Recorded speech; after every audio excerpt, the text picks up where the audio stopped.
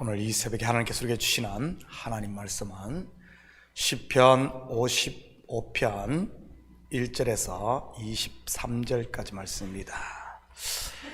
제가 봉독해 올리도록 하겠습니다. 하나님이여, 내 기도에 귀를 기울이시고 내가 간구할 때 숨지 마소서. 내게 굽히사 응답하소서. 내가 근심으로 편하지 못하여 탄식하오니 이는 원수의 소리와 악인의 압제 때문이라. 그들이 죄악을 내게 더하여 노하여 나를 핍박하나이다.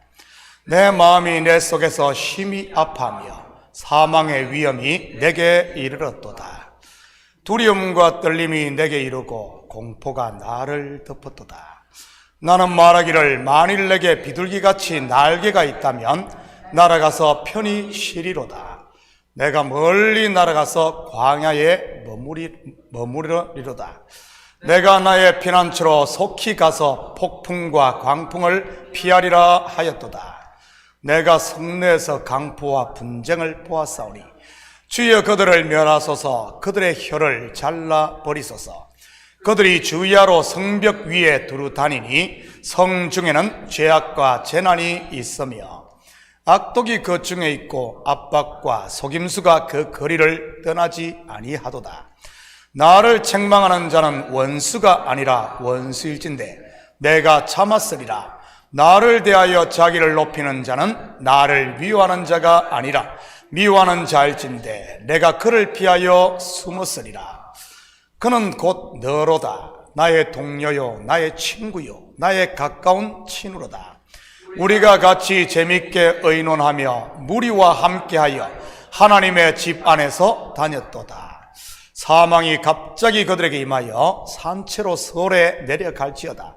이는 악독이 그들의 거처에 있고 그들 가운데에 있음이로다. 나는 하나님께 부르짖으리니 여호와께서 나를 구원하시리로다. 저녁과 아침과 정오에 내가 근심하여 탄식하리니 여호와께서 내 소리를 들으시리로다. 나를 대적하는 자 많더니 나를 치는 전쟁에서 그가 내 생명을 구원하사 평안하게 하셨도다. 옛부터 계시는 하나님이 들으시고 그들을 낮추시리라. 그들은 변하지 아니하며 하나님을 경외하지 아니하매니이다. 그는 손을 들어 자기와 화목한 자를 치고 그의 언약을 배반하였도다. 그의 입은 우유 기름보다 미끄러우나 그의 마음은 전쟁이요 그의 말은 기름보다 유하나 실상은 뽑힌 칼이로다. 내 짐을 여호와께 맡기라. 그가 너를 붙드시고 의인의 요동함을 영원히 허락하지 아니하시리로다. 하나님이여, 주께서 그들로 파멸의 웅덩이에 빠지게 하시리이다. 피를 흘리게 하며 속이는 자들은 그들의 날에 반도 살지 못할 것이나 나는 주를 의지하리이다. 아멘. 좋은 아침입니다. 우리가 시편을 제대로 이해하기 위해서는 시가 지어진 배경이 참으로 중요합니다. 특히 다윗의 시는 더더욱 그렇고요. 그렇다면 오늘 본 시는 어떤 배경 하에서 지어졌을 것 같습니까? 특별하게 따로 부제가 붙어있지 않아 정확한 것은 알 수 없지만 시의 내용으로 볼 때 가장 절친한 사람으로부터의 배신당한 후 지어진 것은 분명한 것 같습니다. 먼저 12절과 13절을 보도록 하겠습니다. 나를 책망하는 자는 원수가 아니라 원수일진데 내가 참았으리라. 나를 대하여 자기를 높이는 자는 나를 미워하는 자가 아니라 미워하는 자일진데 내가 그를 피하여 숨었으리라. 그는 곧 너로다. 나의 동료, 나의 친구요, 나의 가까운 친구로다. 12절은 읽어도 무슨 말을 하는지 좀 애매모호합니다. 이해를 돕기 위해 표준 세번역으로 다시 보도록 하겠습니다. 나를 비난한 자가 차라리 내 원수였다면 내가 견딜 수 있었을 것이다. 나를 미워하는 자가 차라리 자기가 나보다 잘났다고 자랑하는 내 원수였다면 나는 그들을 피하여 숨기라도 하였을 것이다. 훨씬 이해하기가 쉬울 것입니다. 누구한테 배반을 당했다는 말입니까?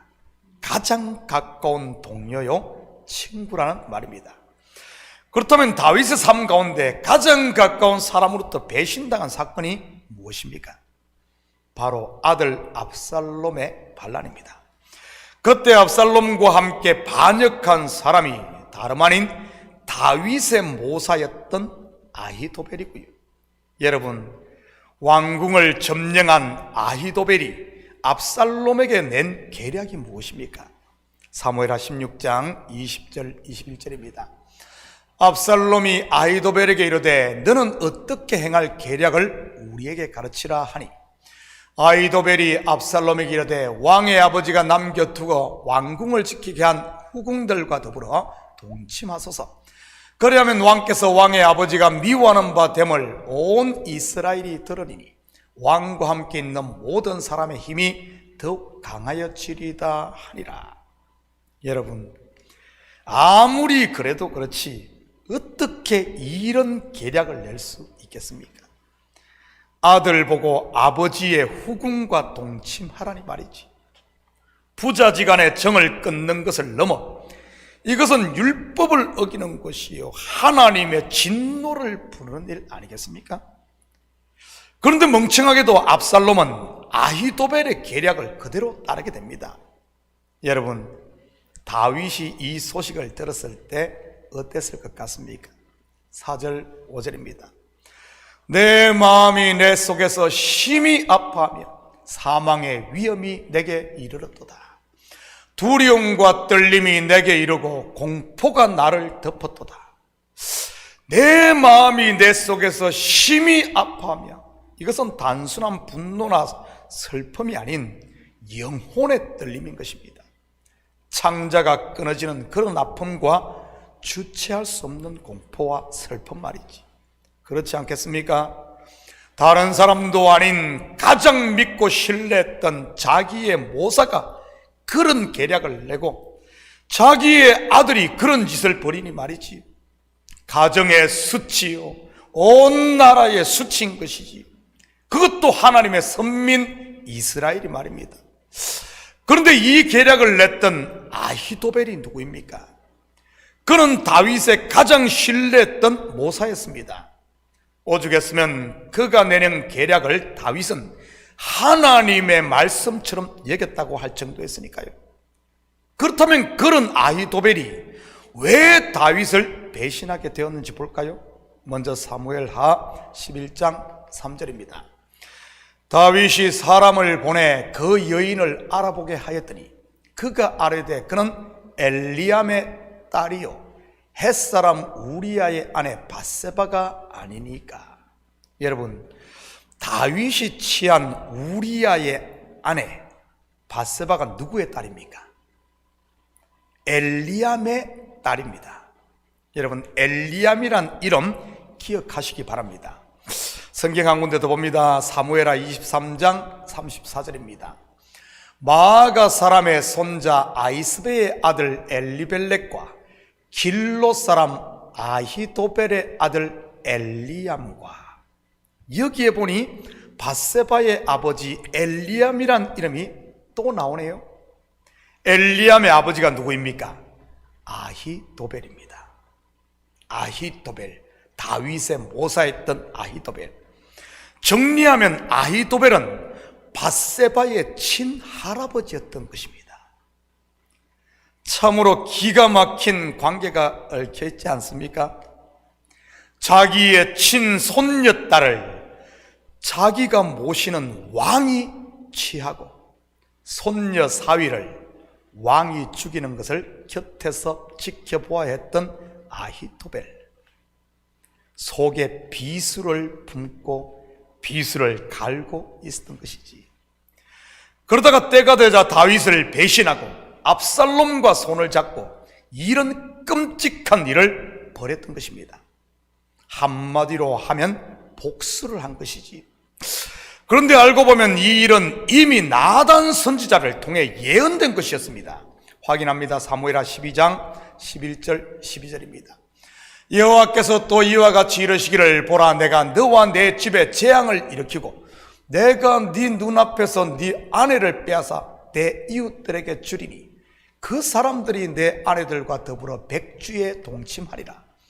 너는 엄밀히 행하였으나 나는 온 이스라엘 앞에서 백주의 일을 행하리라 하셨나이다 하니, 결국 이 일이 누구로부터 말미암았다는 말입니까? 하나님인 것입니다. 그렇다면 왜 하나님께서는 다윗이 숨기려고 했던 죄를 드러낸 것이겠습니까? 다윗의 죄가 드러나면 하나님도 같이 욕을 얻어자실 텐데 말이지. 왜죠? 첫째는 죄의 속성이 무엇인가를 보여주기 위해서 했던 겁니다. 죄는 그냥 없어지는 것이 아닌 반드시 값을 지불해야 하는 것 말입니다. 죄의 삭선 사망 말이지요. 그래서 다윗이 범죄하여 낳은 아들이 죽지 않습니까? 뿐만 아니라 그가 자기의 충신인 우리아의 아내를 취했듯이 그의 아내들이 자기 아들에 의해 욕을 보게 된 것이고요. 두 번째, 다윗의 숨은 죄를 드러낸 이유는 그를 살리기 위함이었던 것입니다. 병이 있으면 드러나야 치료를 하고 죄가 있으면 드러나야 사함을 받는 것이니까요. 여러분, 아담과 하와가 벌거벗었음에도 자기의 벌거벗었음을 모른다면 어떻게 가죽옷이 입혀졌겠습니까? 죄가 더한 곳에 은혜가 더하게 되는 것이지. 영적으로 보면 다윗을 배반한 아히도벨, 죄를 죄되게 하는 율법으로 쓰임받은 것이지요. 6절에서 8절입니다. 나는 말하기를 만일 내게 비둘기같이 날개가 있다면 날아가서 편히 쉬리로다. 내가 멀리 날아가서 광야에 머무르리로다. 내가 나의 피난처로 속히 가서 폭풍과 광풍을 피하리라 하였도다. 여러분, 왜 다윗이 광야로 날아가 숨고 싶어 했겠습니까? 왜죠? 압살롬의 추격이 두려워서일까요? 아히도벨의 배신이 너무 억울해 확 죽고 싶어서일까요? 물론 그럴 수도 있죠. 그런데 창세기의 그림으로 보면 아담과 하와가 자기의 벌거벗었음을 보았을 때 어떤 행동을 취하던가요? 무화과 잎으로 가리고 나무 뒤에 숨었습니다. 결국 다윗도 마찬가지였다는 말입니다. 친구의 배신을 통해 자기의 벌거벗었음을 보았다는 말입니다. 먼저는 자기가 하나님을 배신했고, 두 번째는 자기를 믿었던 충신 우리아를 다윗이 배신한 것 말입니다. 편히 쉬리로다, 광야에 머무리로다, 그리고 피난처에 피하리라. 전부 무슨 의미겠어요? 단순한 현실 도피가 아닌 하나님 앞에서의 내려놓음이었던 것입니다. 압살롬과 아히도벨을 향한 복수의 칼을 갈지 않고 말이지요. 비록 자기의 모사 아히도벨은 자기에게 복수를 했지만 말입니다.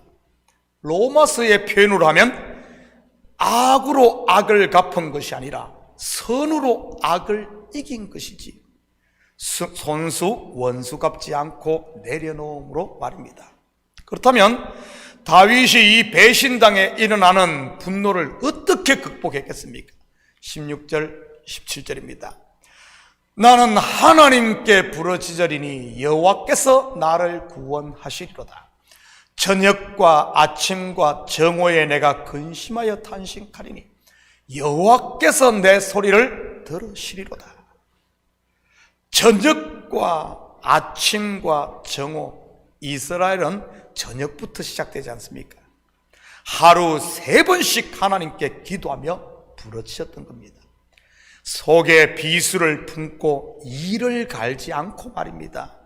사람들에게 도와달라고 이리 쫓아다니고 저리 쫓아다니지도 않고 말이지. 여러분, 우리의 억울한 것 사람들에게 토로하면 잠시는 시원하고 사람들이 들어주는 것 같을 겁니다. 그런데 결과는 어떤 줄 아십니까? 다 욕하는 겁니다. 에이, 저 덩신 하면서 말이지. 그런데 하나님께 토로하면 여호와께서 구원하시리로다. 바로 구원을 해주시는 겁니다. 벌거벗은 것이 있다면 가죽옷을 입혀주심으로 말이지. 정말 억울한 것이 있다면 하나님께서 신원하시고 다 보상하시는 것으로 말입니다. 이 시의 결론이 무엇입니까? 22절입니다. 내 짐을 여호와께 맡기라. 그가 너를 붙드시고 의인의 요동함을 영원히 허락하지 아니하시리로다. 바로 내 짐을 여호와께 맡기는 것입니다. 배신당한 억울함의 짐도, 내가 지은 죄의 짐도, 그리고 원수 갚겠다는 분노의 짐도 말이지. 그러면 주께서 붙드시고 영원히 지키시는 것이지. 하나님께 모든 짐을 맡긴 다윗의 결국이 어떻게 됩니까? 쫓김에서 승리로, 광야에서 왕궁으로, 수치에서 영광으로, 그리고 사망에서 생명으로 옮기게 되었던 것입니다. 사랑하는 성도 여러분, 오늘 하루도 악에게 지지 마시고 선으로 악을 이김으로 하나님 앞에 상급이 있는 이런 복된 하루 되기를 예수님의 이름으로 축복합니다. 같이 기도하십시다. 사랑의 아버지 하나님, 참으로 감사를 드립니다. 아버지 하나님, 악을 악으로 복수하는 이런 어리석은 인생이 아니라 이제는 우리는 은혜 받은 자로서 모든 것을 하나님께 맡기고 그 안에서 자유함을 누리는 저희들 되게 도와주시옵소서. 원수 갚는 것이 내게 있다고 하신 하나님, 맞습니다.